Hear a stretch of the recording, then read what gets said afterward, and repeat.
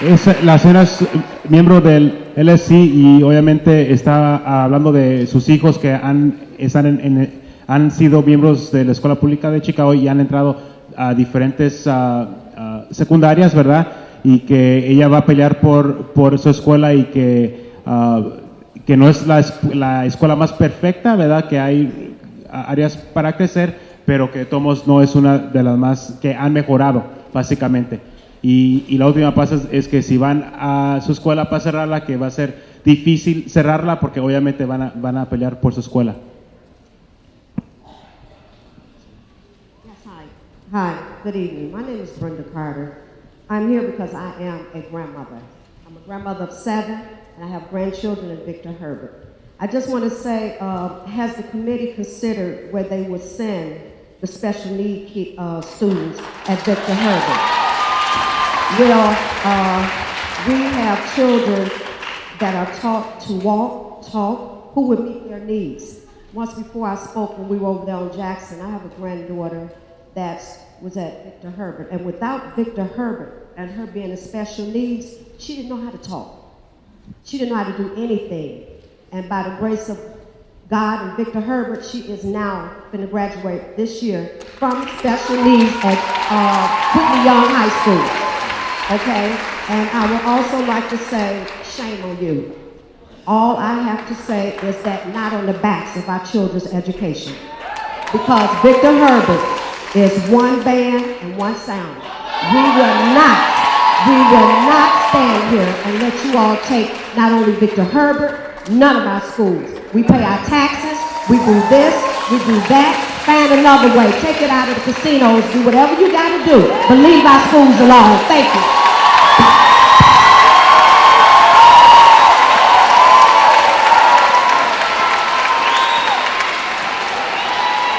Irving, Jackson, King, Lafayette, and Shelter. Es una abuela, ¿verdad? Y básicamente lo va a hacer bien corto, pero tiene a su sobrina, a su nieta que se graduó de la secundaria por la escuela Herbert, que sacan el dinero de otro lugar, pero no de las escuelas, de los casinos.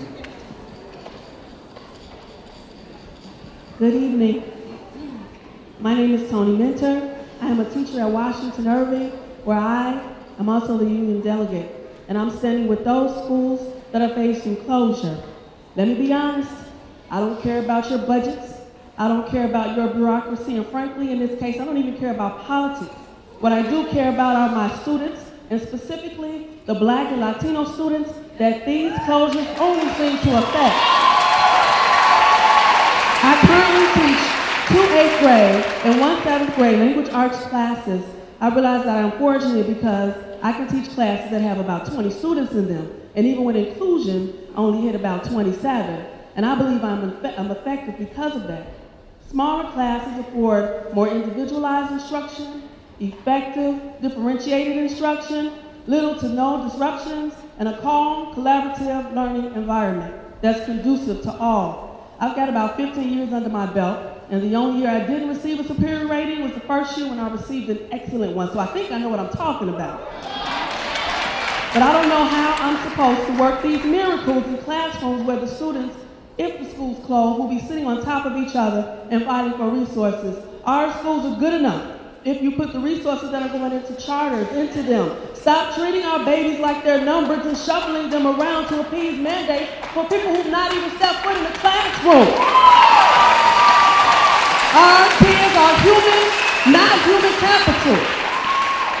And it's time CPS and the Board of Ed start treating them as such. And FYI, we need you guys to be transparent. I hear the facilitators in the breakout sessions are paid for by Walmart, who are big supporters of charter schools.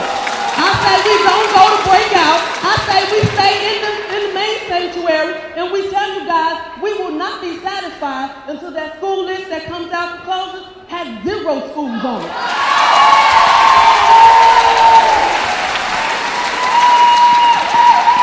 Es el mismo mensaje y obviamente está hablando de los alumnos, ¿verdad?, con los que ella trabaja y no quiere que se cierren su escuela de ella.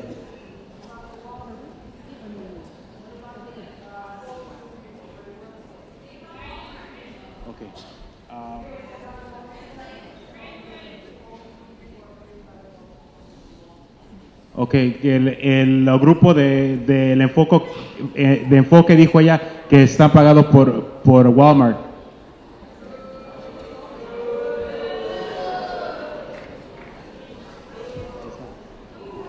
My name is Saria Lofton. I'm a citywide school nurse, and one of my schools is Victor Herbert, and the rest of my schools are in Austin, North Lawndale. I'm here to say that we all love our children, so when one of us closes, we all are affected. Now, one of these schools should be closed. We demand that you take a look. I see about $14 million here for one of the charter schools for upgrades. There's money here. There's money at the state. Uno got $98 million over the last few years. There's no way that it is not possible that we can find money to resource our schools with social workers, nurses, occupational therapists, clinicians, having community-based programs come in. We say we want smaller class sizes, and then when you have them, you want to close them down. That ends today. Está diciendo que hay fondos y que obviamente hay más dinero y que obviamente por qué la van a cerrar si está indicando que hay números y hay más fondos. Hello, I'm Shian Barrett. I live in the Irving School community, and I'm also a teacher at Gage Park High School. I could stand here tonight and tell you about the scores of our neighborhood schools. I could talk about the $2.25 billion that TIFs have robbed from our schools and moved, we don't know exactly where, some back to schools, some to build Hyatt hotels. I could break down all the beautiful works that each individual school has done, but I've been listening to that at all these different hearings, and I've been listening to it at hearings for years. And we keep begging for our community, we keep begging for our schools, and then we're not too proud to do that, but then no satisfactory answers come back. I could talk about the utilization formula and how it's completely off national standards and it's a complete travesty and shows that basically y'all don't know how to do your job on that sense. I could talk about the probation policy and how it exempts charters so that we've got a situation where lower performing charters with less students are exempt from this closing dynamic, but neighborhood schools that are doing better. I could talk about all that, but this whole process is absurd. It's absolutely ridiculous that we have to sit here and beg for the right to determine our own children's future. If you think about this clearly, could you see a situation where Rahm Emanuel's constituents up in Winnetka would have to come to Chicago and beg us to keep their schools open? Could you see the parents of the lab school coming to us and saying, please keep this lab school open? Our scores are pretty good. That's ridiculous. I want to ask the panel, since you can't make any actual decisions, is it worth it to be here every night getting beat up by the community when you know this is wrong? But finally, I do want to address the people in the room and the 12,000 other parents, by my estimate, in all these hearings, that have come out and voted pretty nearly unanimously against this. In a situation where the people who rule us completely ignore our voices, is it enough to talk? Is it enough to fight to save one school? Is it enough even to try to save all schools? I think it's at this moment where we have to say enough is enough and say we're the ones who should be running these schools. Dice que puede hablar de muchos diferentes puntos, ¿verdad? De la dinero CHIF, puede hablar de las razones por qué se están cerrando las escuelas públicas. Lo que él quiere enfocar es si el panel no tiene la decisión, por qué se ponen presente en todos y tratar de pedir dirección si saben que no se van a cerrar. Y es básicamente lo que estaba diciendo, ¿verdad? Que no tienen la fuerza para hacer el cambio. Okay. Matthew Ditto, I'm the principal of Andrew Jackson, and I'd like to say good evening to everyone.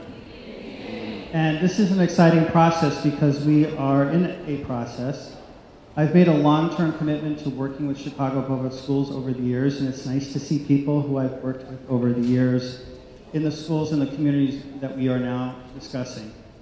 So the one thing I invite everyone to think about and reflect on the panel, and it's nice to see the educators sitting before me that I work with on a daily and weekly basis, is that the schools are the lighthouses. And the lighthouses are the hope in the community for the children. And as soon as the students enter the schools, they know that they have a pathway to the future. So as we share our thoughts and you share your hopes and you're sharing concrete evidence on why the schools should continue, I ask that we all be aware of that there's a recorder here today, there are people at the table, and I invite you all to really, once you have all of this wonderful communication that people have shared with us today, to not be afraid to stop and think a while. That's a wonderful quote from Lorraine Hansberry. Thank you. Es un director y básicamente lo que está diciendo que está agradecido, ¿verdad? Que mira a las personas que son educadores que están aquí presentes y su mensaje finalmente es de que por favor nomás tomen un tiempo para relajarse y para pensar, ¿verdad? Que es lo más importante lo que está pasando, ¿verdad? Good evening. My name is Wanda Hopkins. I'm a proud parent of a child who attends Andrew Jackson Language Academy. Clearly, my daughter's school will not be closed this state law, for the record. I'm here tonight to support the schools that's in this room not to close. I'm here to let this body know that not one school needs to close if we're talking about saving money. Saving money is what they say we need to do. Closing schools have never saved money. For the last 15 years, schools have been closed, but yet the deficit increased hundreds of thousands of dollars every year. CPS continue to make false accusations. I'm in the church. I'm in the church. And they tell us that they need to close, and they say false things on a regular basis on that sheet of paper, don't believe nothing on it.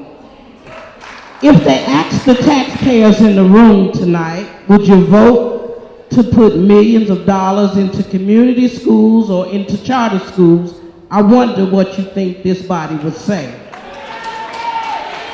Our schools are in need of social workers, counselors, nurses, libraries for some. But yet you say today that we need to close our schools. We're not dealing with the level playing field. As I look around to see many principals that I know, I've been advocating for children for 35 years. Some of them are not on the closing list, just like my principal, Mr. Ditto. I thank you for coming tonight to support the schools who are on the chopping block.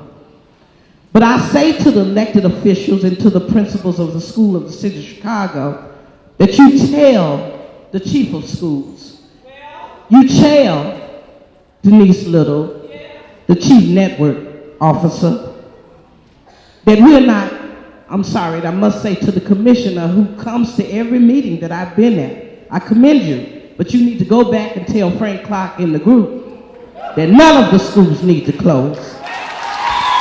Closing and consolidating schools is dangerous for our children. And if any one of you make that decision, the blood lays on your hand. And I tell you, in closing, you don't want that kind of party on your hand. Thank you very much.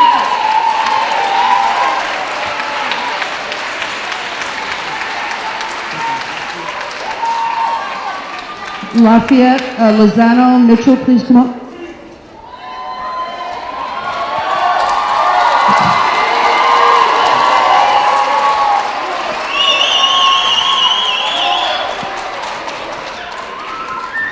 Good evening. My name is Joel Rodriguez. I am a proud parent of 4 children in Lafayette Elementary School. Lafayette Lafayette is the only school my kids have known. There they have been exposed to a high level of teaching and learning, and above all, caring adults. My 3 boys all play the cello and violin in our incredible music program, and my daughter is anxiously awaiting to join next year. Our school has had its struggles, but with a culture of disinvestment in neighborhood schools in CPS, how can a school not have its struggles? CPS has given many of our schools a twig and has placed us in a gunfight, leaving us to fend for ourselves. Lafayette has been put on the list of underutilized schools, mainly because of low enrollment. So the question is, where are the students? Why are we seeing such low numbers in many of our schools? Could the fact that CPS is pushing charter schools over neighborhood schools be affecting our numbers? In making your decisions, are you considering schools that serve a high population of students with learning disabilities like Lafayette? Lafayette's population is 484. 166 of them have IEPs. 144 of those are diagnosed with some form of learning disability, from autism to Down syndrome to Fragile X. When making your decisions to close schools, are you considering the devastating effects that this will have on communities and their families? I think a better question, what communities are being affected by these decisions to close these schools? Is it not the communities of color? These meetings are a slap in the face of parents, students, and teachers. You announce school closing is now, we somehow have to convince you all that you should not close our schools. Seems like some sick form of Hunger Games. Give me 1 second. Closing schools in low-income communities like ours will lead to displacement and destabilization of children in neighborhoods already in potential vulnerable situations. There will be significant negative impact. Closing schools are not the solution.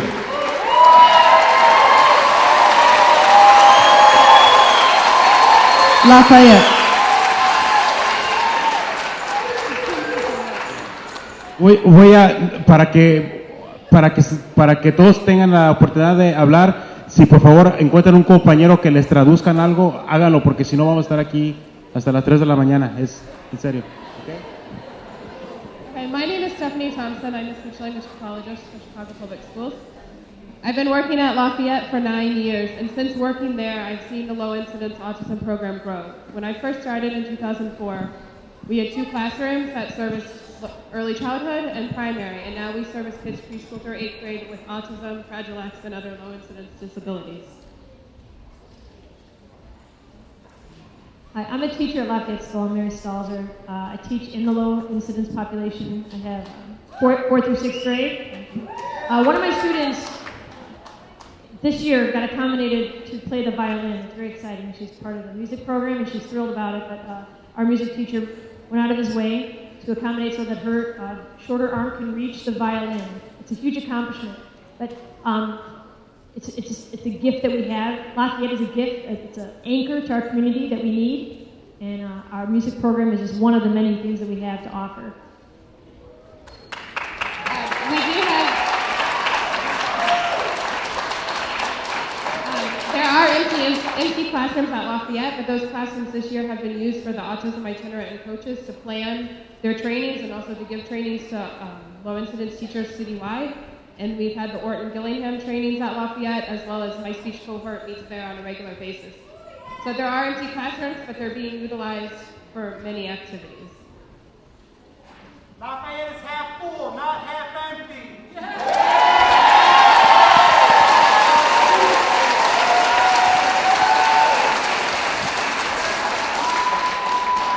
The King School.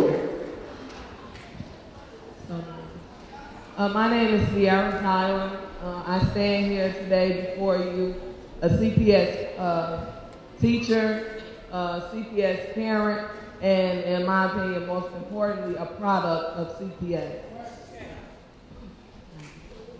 My son is a 2nd grader at King Elementary.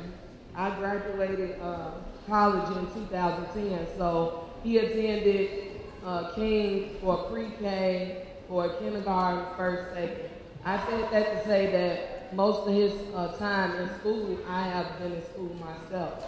King taught my son to read.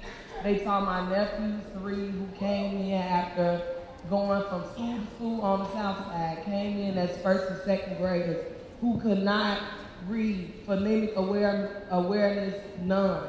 But my second grade nephew is reading now. King is very important to the neighborhood.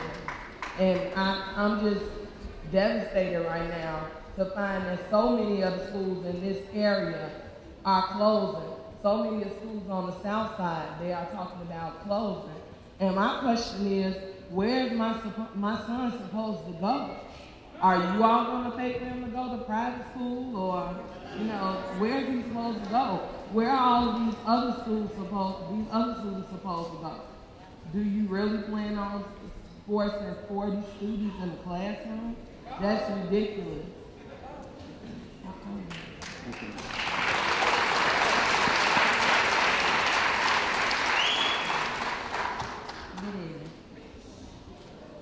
Good evening. I greet you. Good evening. I am Janine Allen, a grandparent and volunteer at King School. I have four grandchildren here. A kindergarten, which I volunteer in, and a fourth grader, first grader, and second grader, and two of them are on the honor roll. Our schools belong to us. It's in our community. We need it for the education it provides for our children. During the day, it's like a place like home for them.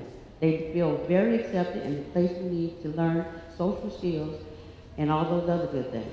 Along with our parents, we too have a place we can give of ourselves. And at King, it is a village. And we're always saying it takes a village to raise our children, so don't close our schools. There are and will be children that need us all over this planet. Therefore, we give thanks for our teachers. I feel they give the best that they have to give, and as a community, as King participants, we are a community. For our community, God's will be done, not CPS's will.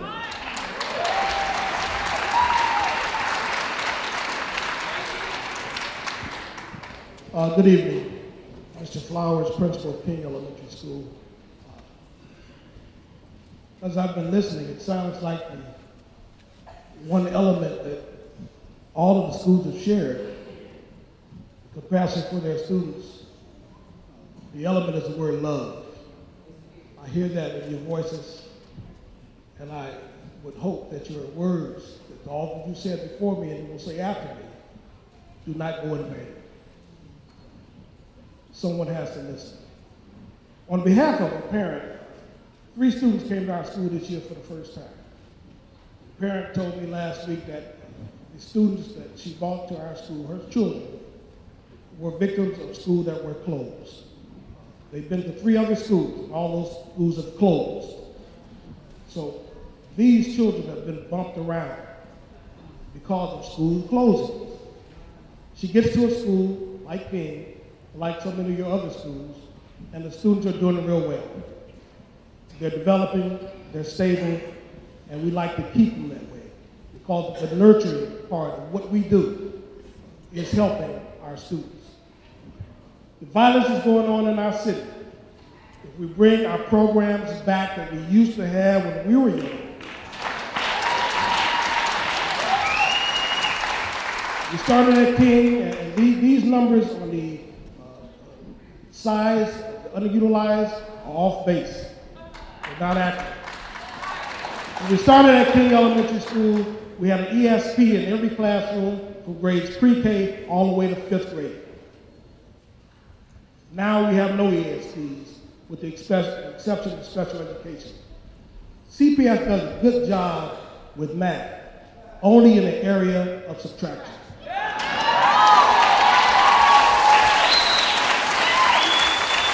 So I'm saying that we, and you parents, we have a voice, use your voice, stand for what you believe, and let's continue to move our students forward.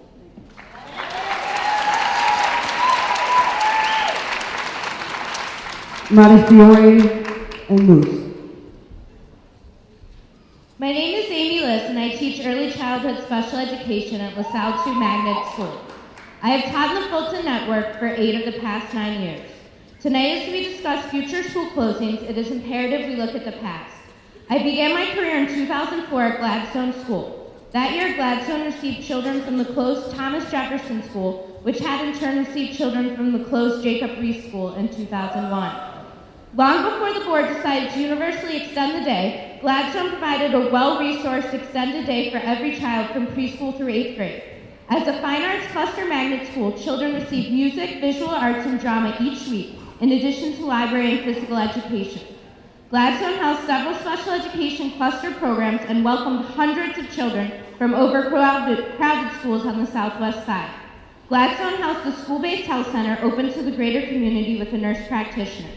This not only kept students in medical compliance, but also provided assistance with ill children, since CPS does not provide a nurse daily. Despite all this, Gladstone was closed for underutilization in 2008. A year later, Medill became the 5th school to close between 2001 and 2009 on the near west side. My current school, LaSalle 2, is considered underutilized. While my school is a thriving magnet school, it is often overlooked that we house 4 early childhood special education classrooms. I ask that you consider the small class sizes which these classrooms are required by law to adhere to. Additionally, I ask that you look closely at how schools are utilizing their building space. LaSalle 2 has classrooms dedicated to world language study in accordance with the mission of the school. I ask that you take a personal tour of each school which may be impacted by a board action. This includes not only schools in consideration for closure, but also schools which may be designated as receiving schools. I hope visiting schools will allow you to see children that will be impacted, and these children's faces will become more than a number in a flawed utilization formula.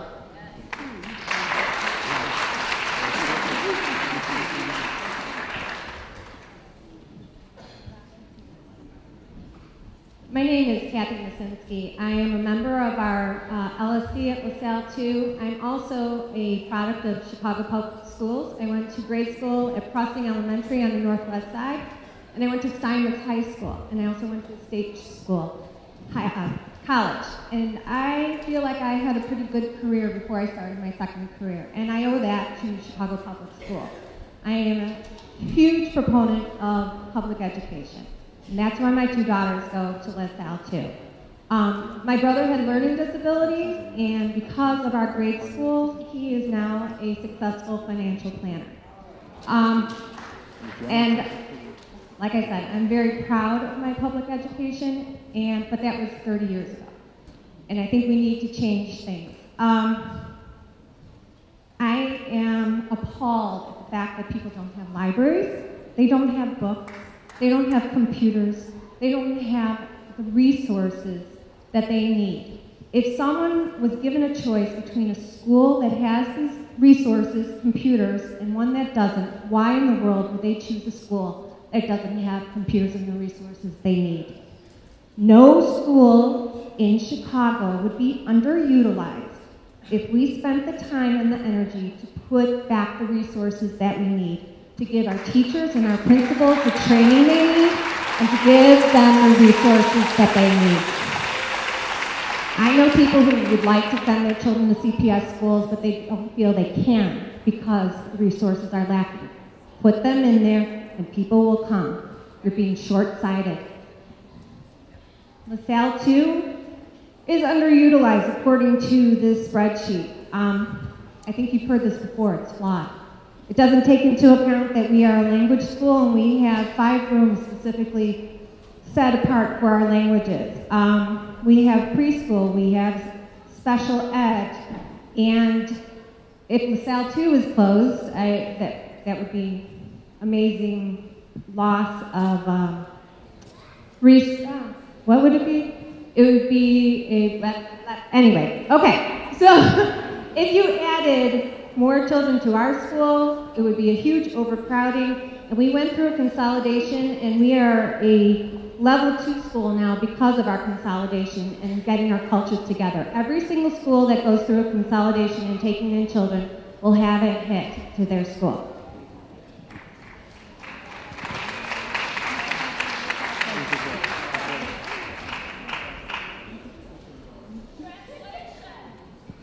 Okay, I'm gonna start translating again. Voy a empezar porque me están diciendo, pero lo que está diciendo es ella que obviamente ella no quiere perder su escuela. El documento que está presente, ella piensa que está incorrecto y que la información no está correctamente presentado en ese documento, y que también la última parte es de que quiere que la escuela siga abierta, ¿verdad?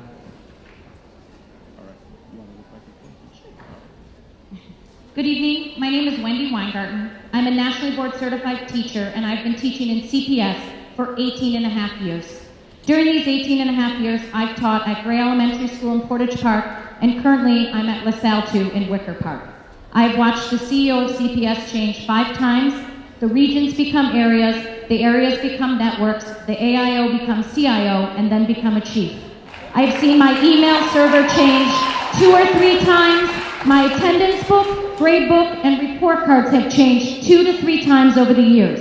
What I haven't seen change 2 to 3 times over these years are the professionals with whom I teach. In my 13 years at Gray Elementary School, when teachers left, they left for retirement, 2 left to have a family, and 2 left to transfer to new CPS schools, which includes me. My current school is in its 5th year, and I've only seen 2 teachers leave for retirement.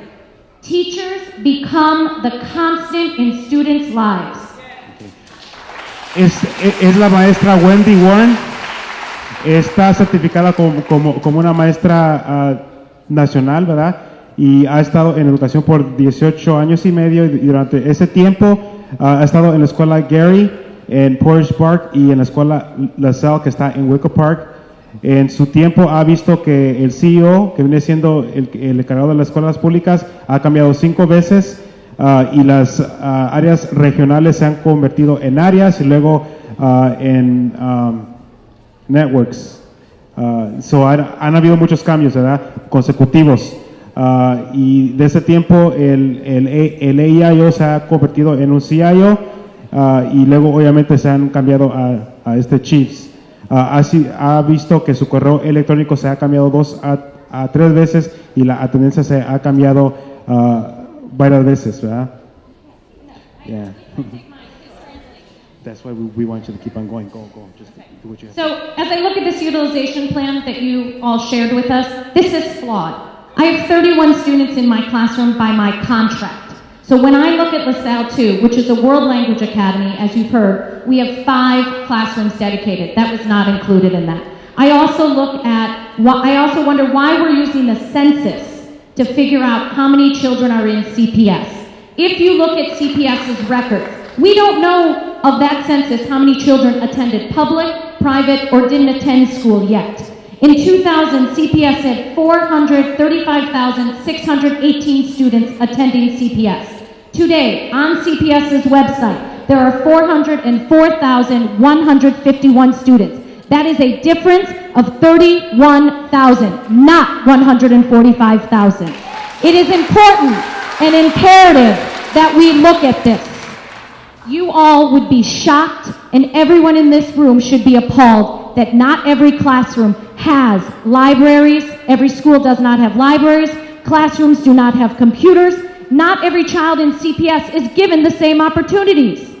It is time that we put children first, that we do not leave children behind.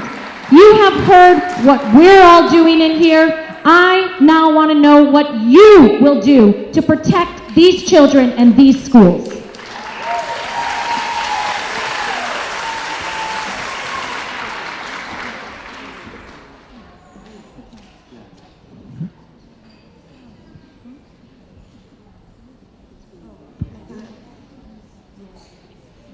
Mitchell, Montefiore, Moose, Near North, and Otis, please line up. Lozano. Good evening. My name is Sylvia Martinez. I am... Okay. Can you hear me now? My name is Sylvia Martinez. I am a product, parent, LSC member, and teacher at Lozano. And I am here today to hand you a summary of data and facts in response to your underutilization report. done by the Commission. Buenos días, noches, perdón. Mi nombre es Silvia Martínez, yo fui estudiante, soy madre, miembro del concilio y maestra de la Escuela Lozano, y estoy aquí hoy para entregar al panel un resumen de hechos e información a respuesta de su reporte de baja utilización.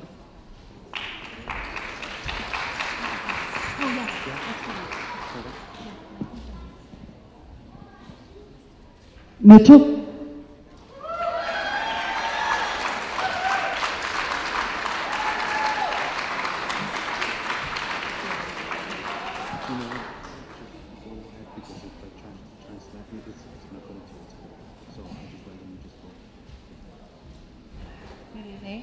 I'm Danielle Singleton, parent of 2 and LSC member at Mitchell Elementary School. And here's why we chose to commute from historic Pullman to a school in Westtown. We wanted a small school, but how do you find the best fit from amongst hundreds? We visited schools based on high test scores and discovered that current stats are only part of the picture. So we began looking at schools in terms of academic growth, and that narrowed our search, but something was still missing. We started looking closely at teachers and their practices and found that not all teaching styles would work for our kids. So we added teacher qualifications and dedication to the list. And again, our search was narrowed, but something was still missing. Speaking to parents during school visits became part of our MO, and we found that a school's ability to involve parents and community is crucial to student success. So the pieces were now starting to come together, but still nothing clicked. And just when we were about to dive into homeschooling, we stumbled across Mitchell.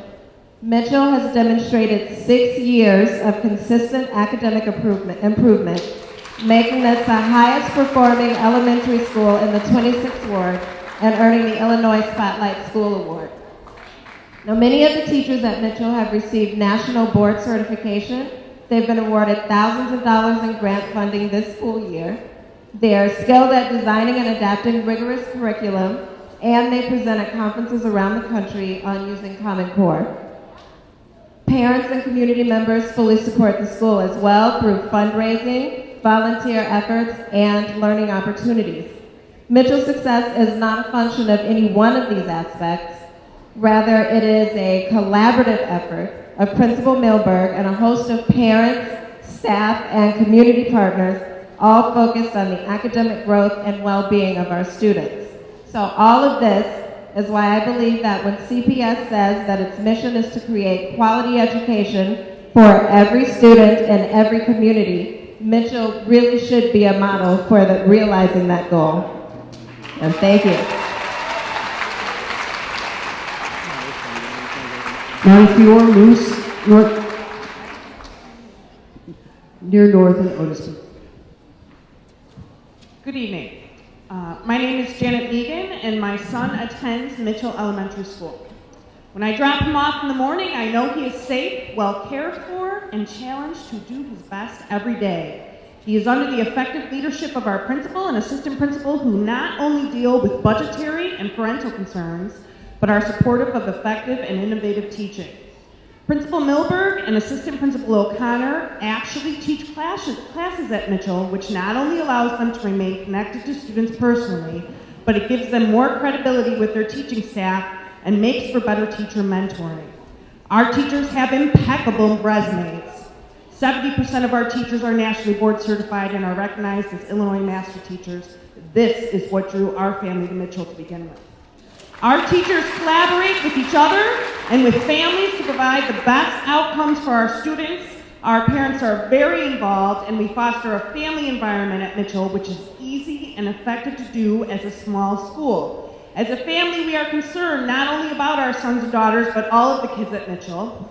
I can walk down the hall at any given time and talk to kids about why they might not have their homework, or tell kids on the playground to put their hat on because I know they were just sick. And I know the other parents will do the same for my children. That is the culture at Mitchell. Our students are amazing. They enjoy art, music, Chinese, gym, and dance during school hours on top of rigorous academics. Our after-school programs include art, dance, and extensive band program, musicals, basketball, volleyball, tennis, book clubs, podcasting, etc. I believe Mitchell has dedicated students, staff, and parents. I know there were no lack of volunteers who wanted to speak about Mitchell tonight, and I think our attendance here on a Monday night when our children don't have school tomorrow prove that our family at Mitchell is more than dedicated to our children and that we succeed at helping our students become world-class citizens. And I would like to say that there are a lot of parents here tonight. We have an amazing amount of parents from the Fulton Network. You guys should all pat yourselves on the back with me.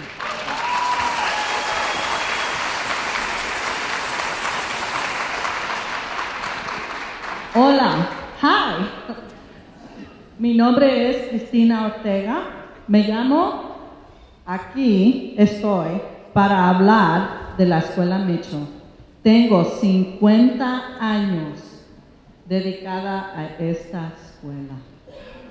Soy de una familia de 6 que vino, padres inmigrantes, y mis hermanos estudiaron allí. Mis hijos y ahora mis nietos, que corrientemente están en primero y segundo grado.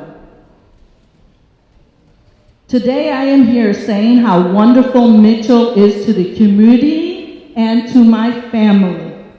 My family has 50 years dedicated to this community and to this school. Currently, my grandchildren are enrolled in this school, though I came from immigrating parents that also were, with 6 children, we enrolled, my children enrolled, and now my grandchildren are enrolled.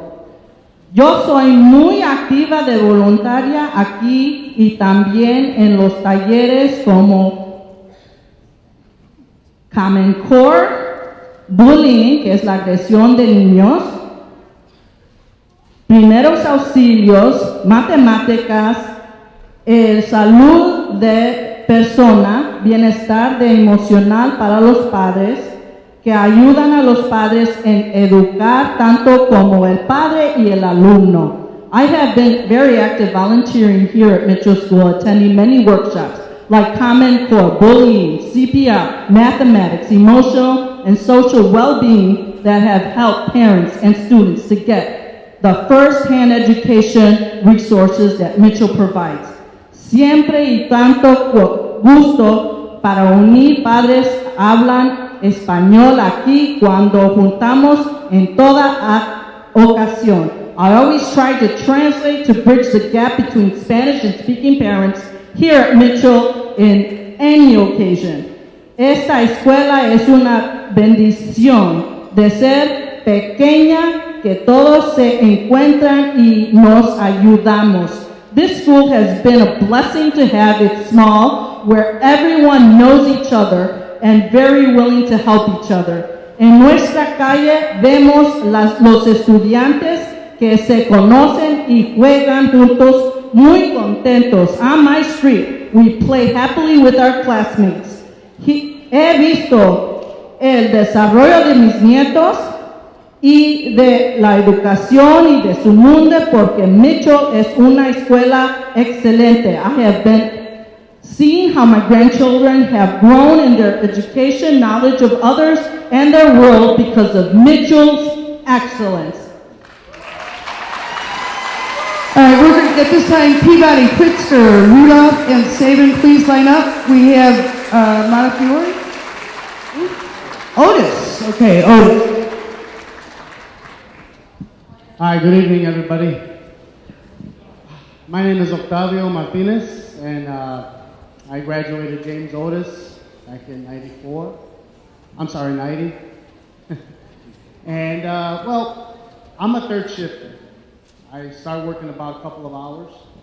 And I don't know if some parents here probably ask for the day off, probably are not going to go to work tomorrow. And frankly, I'm sleeping. And have you, based on the passion and the compassion of these parents here, you probably, I mean, I'm pretty sure the past meetings that you've had, you've seen the same thing. So please, you've got the information. Please stop wasting our time. And, you know, just in a couple of words, instead of just closing these schools. You have the information. 3 words. Si se puede. I don't think you need a translator for that. You can do it.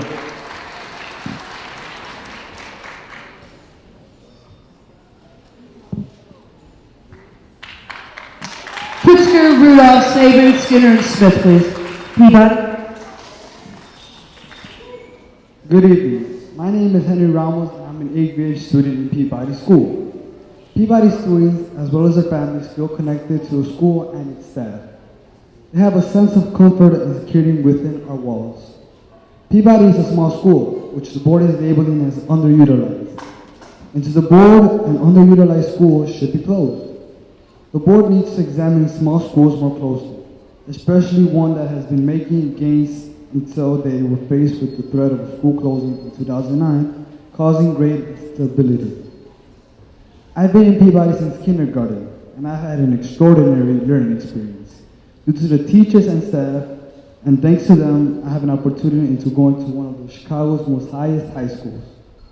According to research, small schools create close acquainted learning communities, where students are well known and can be supported by adults who care about them. Research has also shown us that small schools help close to students' achievement gaps. Small schools are so hailed for their success that the charter schools concept, which has been so popular with the board these days, was based on this research. At Peabody, I feel I could accomplish many of my goals.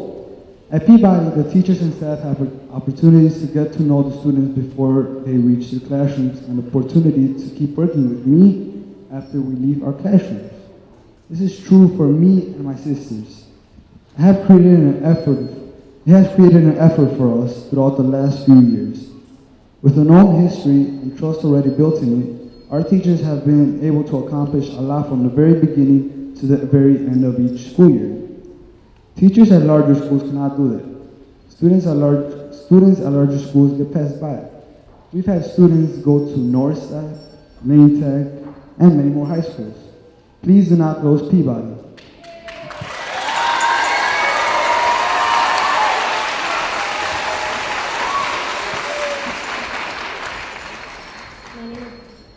My name is Lisa Torres. I'm a mother of 3.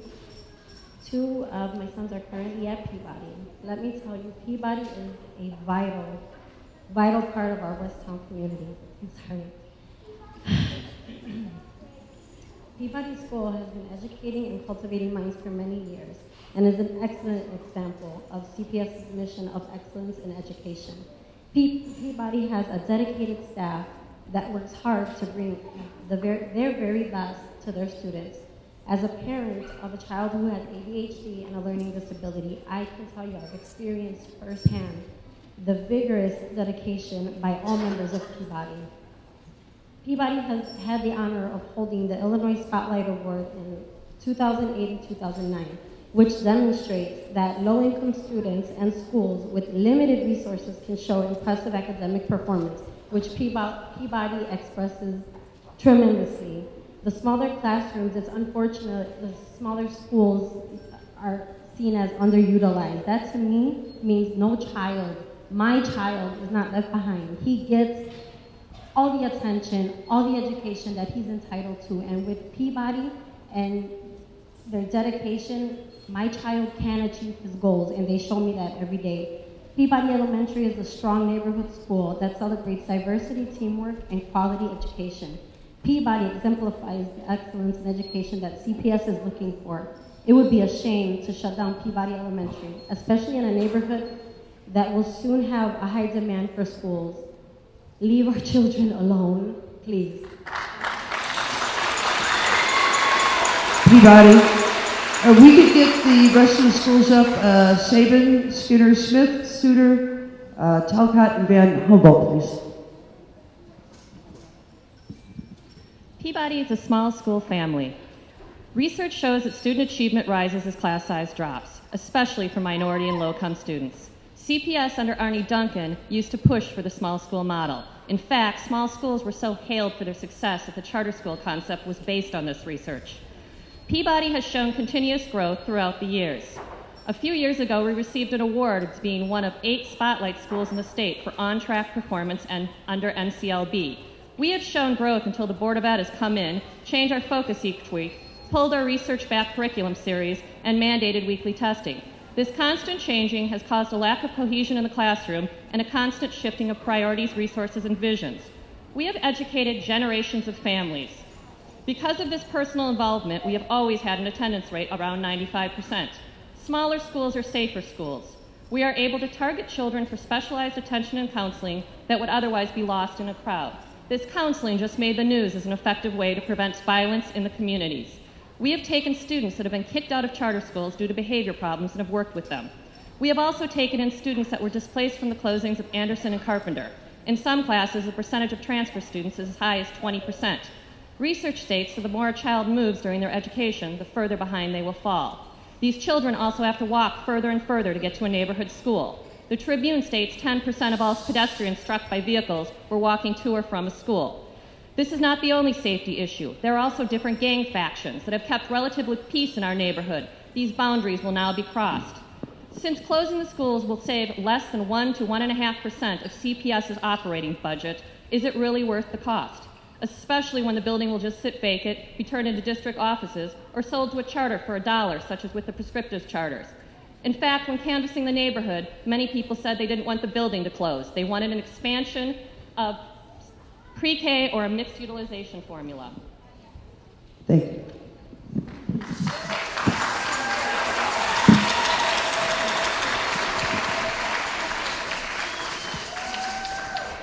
Buenas noches a todos, mi nombre es Hugo Lovera y trabajo para la escuela Peabody Elementary. Aquí estamos, nos vamos a escuchar. Gracias. Todos sabemos que la educación es muy importante para todos. Yo todos los días cuando voy a trabajar a la escuela Peabody veo la sonrisa de los niños, los estudiantes, los principales que están felices por estar ahí. Somos una escuela chica, pero somos muy fuertes y poderosas. Somos chicas, pero somos muy poderosas. Y juntos jamás seremos vencidos, ¿verdad? Somos unidos, jamás seremos vencidos. Es muy importante que estamos aquí hoy porque sabemos que la educación es lo más importante de todas culturas y naciones. La educación es lo más importante que tenemos en esta vida y con eso podemos ir adelante. La escuela Peabody es una escuela chica, pero como digo, es muy poderosa, amorosa y todos los queremos. Los conocemos todos juntos. Somos una escuela muy poderosa. Tenemos de latinos, africanos, americanos, de todo tipo de razas en esa escuela. Y queremos saber que todos estamos ahí para trabajar juntos para que no cierren nuestra escuela. Si cierran nuestra escuela, ¿qué va a pasar? Los niños van a tener que viajar más lejos a otras escuelas, que van a pasar por donde hay muchas gangas. Los papás van a tener que levantarse de trabajo más temprano y puede pasar muchas cosas. Si cierran las escuelas, el proceso educativo de los niños se va a hacer más chico porque si cambias de escuela, ¿qué pasa? Aprendes una cosa en una escuela y cuando vas a otra, ¿qué pasa? Se te olvida lo que estás haciendo. Entonces, si van a una escuela, van a tener que ir a otra escuela con diferentes maestros y eso es muy importante. Tenemos que tener la escuela Peabody que está abierta como las otras escuelas que están aquí porque es muy, muy importante. Queremos que todas las escuelas están abiertas. Luego también hablan bien de las charter schools, pero nosotros hemos aceptado niños de las escuelas charters que han cerrado, que tienen discapacidades mentales y que tienen problemas con su carácter. Y nosotros tenemos las manos abiertas y los corazones abiertos para que todos vayan a su escuela. Y queremos que no sigan ninguna escuela porque juntos jamás seremos vencidos. Hay que escucharnos a todos y vamos para que las escuelas se mantengan abiertas por muchos, muchos años más. Muchísimas gracias. Peabody. Good evening, and thank you for this opportunity to speak. My name is Ashley McCall, and I'm a second grade bilingual teacher at Peabody School. Buenas noches y gracias por esta oportunidad de hablar. Me llamo Ashley McCall y soy una maestra bilingüe en Peabody. I'm here not only as a representative of Peabody, but as someone who acknowledges the severity of the crisis that exists. Estoy aquí no solo como representante de Peabody, pero como alguien que conoce la severidad del crisis que existe. You all claimed by addressing the utilization changes, you can reduce the number of underutilized facilities to focus on. I ask you to please point out a school that you have focused on. One of the issues here is that closing schools not only guarantees that there are fewer buildings to operate, not that students will be safer or in better academic environments. Ustedes dicen que por llamar la atención a los cambios de utilización, solo van a ser menos facilidades para llamar la atención. Yo quiero que ustedes mostrar cuáles edificaciones recibieron esa atención. Mis preguntas son estas. ¿Quién va a estar responsable por lo que pasa después de mover a los estudiantes? My question is this: who is going to be responsible for the students after they are moved? Are the schools that absorb new students going to receive the proper resources, or are they going to face the same issues? One counselor and a nurse for 3 hours a week.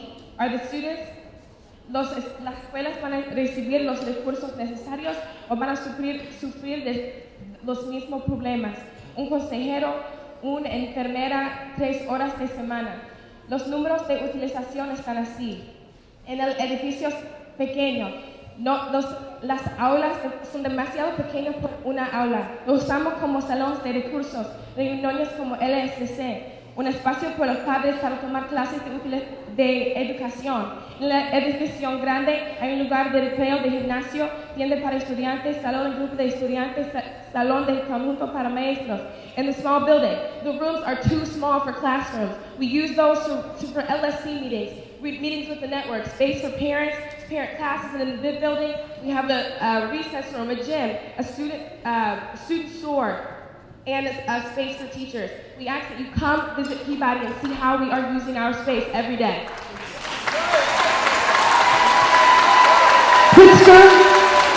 Pritzker. My name is Jesse Sharkey. I'm the father of 2 sons at Pritzker Elementary School, and I'm also the vice president of the Chicago Teachers Union. Sisters and brothers, what are we doing here? If this district, this network, closes 3 schools, then every argument that you make for saving your school is an argument to close somebody else's school. Every word of love that I say about my children's school is a drop of poison to close somebody else's school. Pritzker is not an underutilized school. There are too few people here from schools that are not on the list. We're here to beg for our schools individually, one at a time. We should unite together to demand justice for our schools, not beg.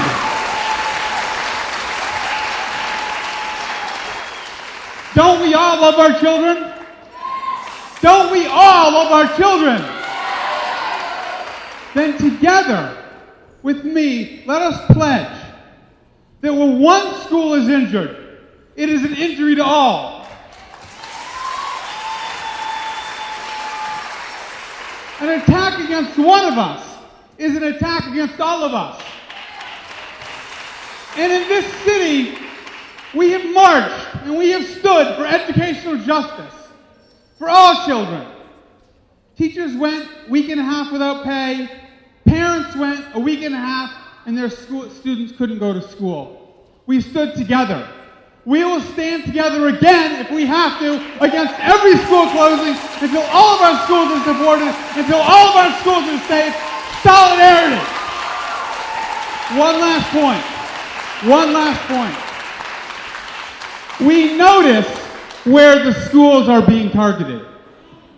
It is on the south side. It is on the west side. It is where the students are black and brown.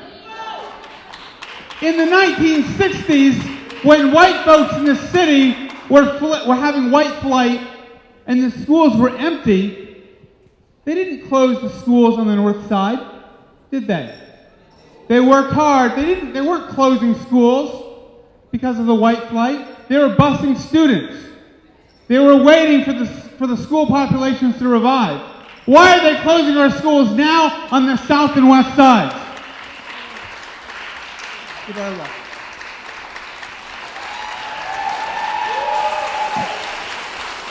Von Humboldt. Good evening. It's a pleasure to see all of you here this evening. My name is Julius Lawson. I represent Von Humboldt. It will be very easy for me this evening to talk about how Von Humboldt has one of 17 child parent centers in the city of Chicago, and how child parent centers have been tied directly to academic achievement, but I won't. I'm kind of here to discuss how over the last decade, Chicago Public Schools has focused 88% of its school actions in black and brown communities. And if we continue to close these schools, then we are directly responsible for the violence that targets our students. And with that said, we need to stop. That's it for me. Thank you, Mr. Lawson. And now, all I see here is Telcart? Smith and then Telcart. Thank you. Hard acts to follow. Hi, my name is Lisa Kulishek. I'm the parent of a preschooler at John M. Smith Elementary. I'm also vice chair of the local school council. I'd like to complete the story of the closing of Jefferson, the closing of Gladstone, the tearing down of Jacob Riis, and all of those students on the near west side being sent, plus the students from Medill, when it was closed, to John M. Smith Elementary. Okay. An IB World School. No, I'm not. I am not the best representative of the parents at my school, most of whom are African American, several of whom are school alumni, and several of whom could not come tonight because they would be afraid to go home at this time of night. You can understand that in our communities. Many of the children live within blocks of the school, and they are every bit as deserving of access as every other CPS student. In fact, I'd argue more deserving if the world were just. The school community is actually tight-knit and resilient and poised to watch its school rising with hardworking teachers, great kids, and an influx of new parents like me to complement its existing strengths. Smith Elementary belongs to our community, and I expect and hope to watch it grow and thrive for generations to come. And I'm thinking our last school is Telcart.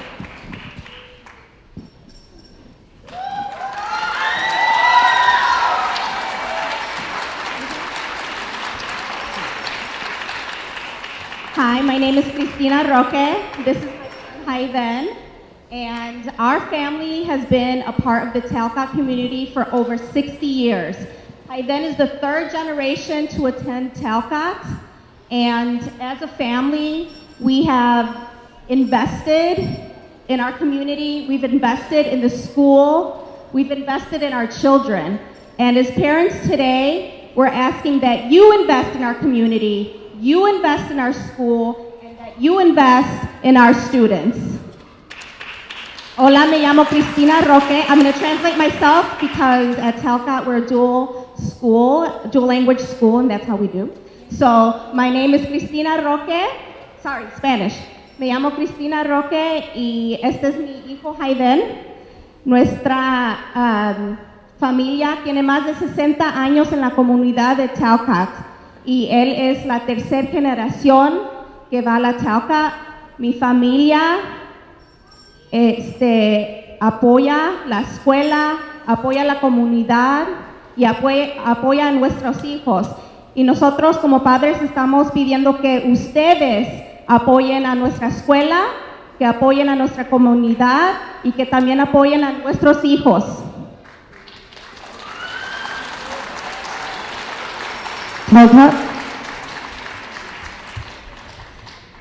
Good evening, everyone. I'm Esmeralda Larcon.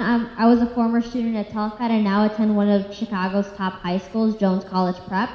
And I feel that every part of Telcart has prepared me to get into such an amazing high school. All the fine arts has greatly impacted my life. We have full-time music teachers, drama teachers, dance teachers now. And I feel that every part of Telcart has prepared me to be such an amazing student and to get into these top high schools.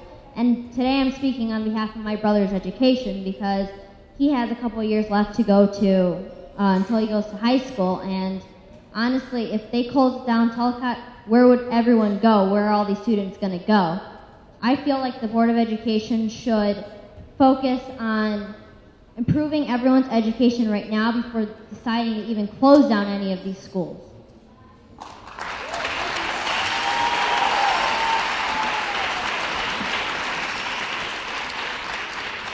It's hard to follow. I want to say that it's been wonderful to hear the pride here. I'm a parent, I'm also a teacher. but it's been wonderful to hear the pride from around the room about your individual schools. But I have to say, I've been sitting here getting a sick feeling in my stomach as well. It's as pathetic as it is wonderful that we're here tonight begging you to keep our schools open. And you hear these schools have so many different resources, and it's resources they've built because they've worked with the very little that the CPS has given.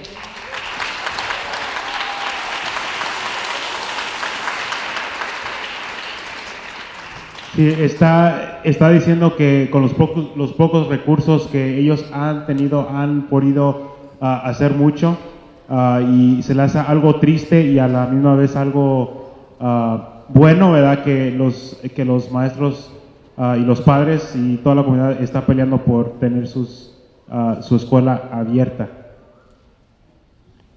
I want to say that it was sad to watch my daughter and her friends make the sign on our way here, to put them in that position where they're making signs, please keep my school open, and please, I'd like to stay with my friends. I want to say that in the past, I won't go there because I know I have 1 minute, right? Okay. I also want to know, how have you come up with a plan that it results in overcrowded classrooms in supposedly under-enrolled schools? It doesn't make sense.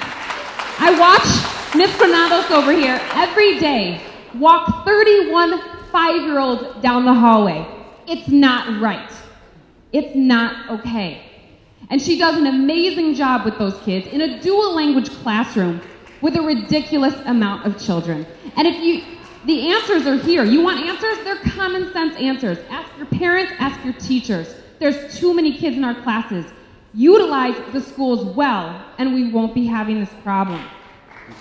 Está diciendo que utilicen las escuelas a lo más con lo que tienen, y básicamente no entiende la fórmula de que por qué hay tantas escuelas, ¿verdad?, que están sobrepobladas, pero a la misma vez los salones no hay campo para los niños.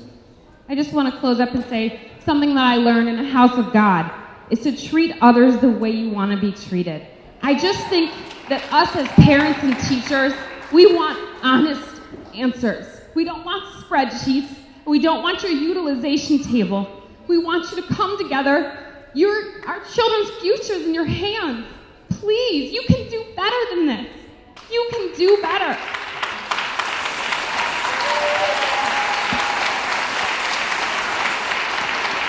All right, we have some community people that would like to speak.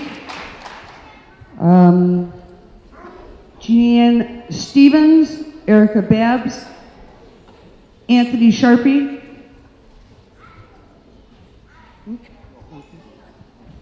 Elizabeth Adler, Juan Gonzalez, Hi Troy, Antonio Moore, Mr. Barrett. Yes. Yes. Oh, excuse me, STEM. Okay.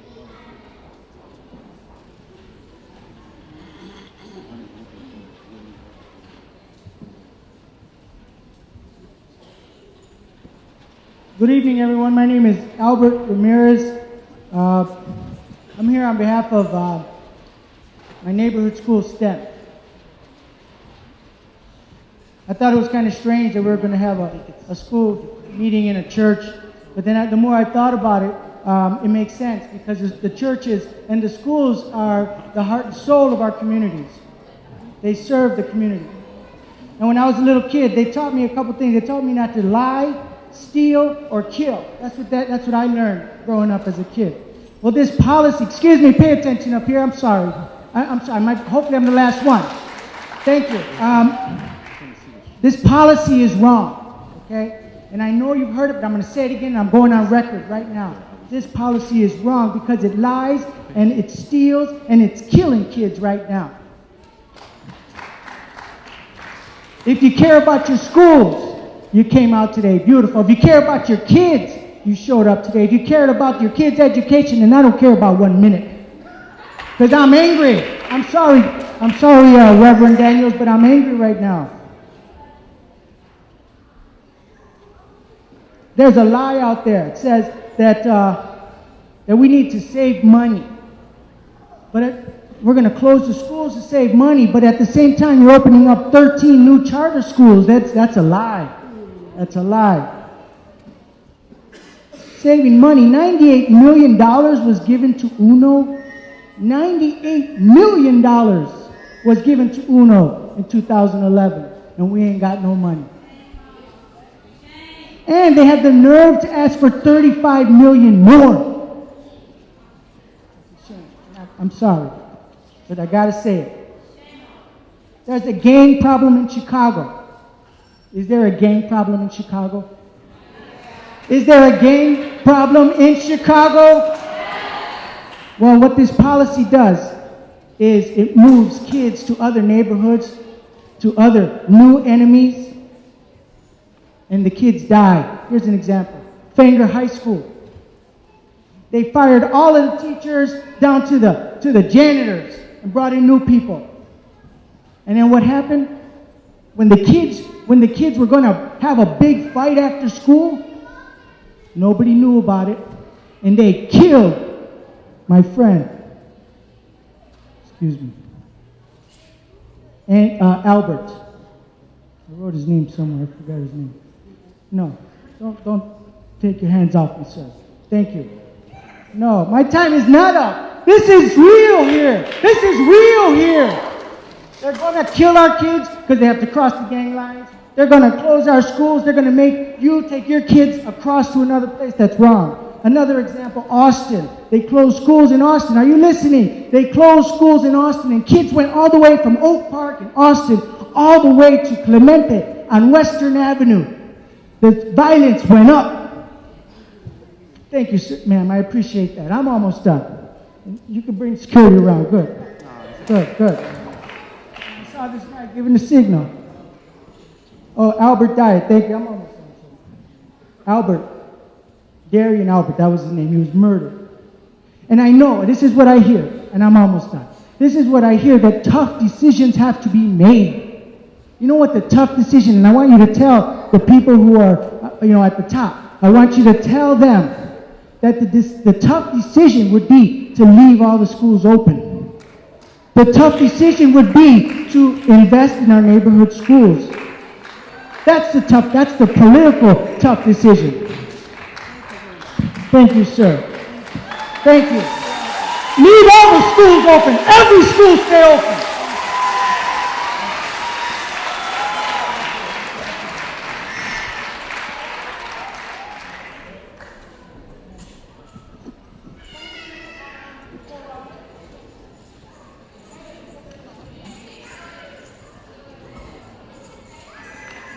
Teacher Voice, first of all, I want to say thank you for being courteous. Thank you for staying to hear everybody's voice. And I'm glad we all have a day off tomorrow. Okay?